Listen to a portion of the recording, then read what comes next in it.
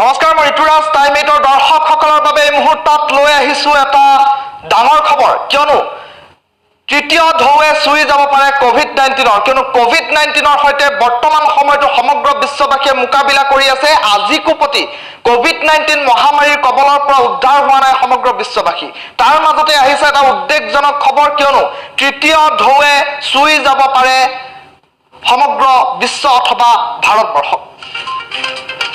আগষ্টৰ পৰা ছেপ্টেম্বৰ মাহত দেশত চুই যাব পাৰে কোভিডৰ তৃতীয় ঢৌৱে, যাক লৈ এতিয়া শংকিত হৈ পৰিছে সমগ্ৰ বিশ্ববাসী।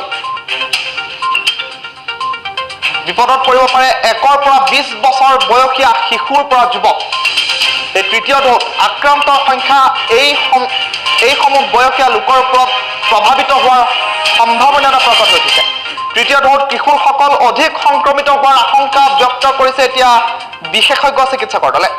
কোভিডৰ তৃতীয় ঢৌক লৈ উত্তৰ প্ৰদেশত ইতিমধ্যে গঠন কৰা হৈছে বিশেষ কমিটি, আৰু কমিটিয়ে উল্লেখ কৰিছে এই ভয়ংকৰ তথ্য। এই মুহূৰ্তৰ সকলোতকৈ ডাঙৰ খবৰটো জনাই আছো টাইম 8ৰ দৰ্শকসকলক। শেহতীয়াকৈ কোভিড-19 মহামাৰীৰ সৈতে আজিকো প্ৰতি যুঁজ দি থকা পৰিলক্ষিত হৈছে। তাৰ মাজতে আহিছে এটা উদ্বেগজনক খবৰ, 2 মাহলৈকে সংহাৰ চলাব পাৰে কোভিডৰ তৃতীয় ঢৌৱে।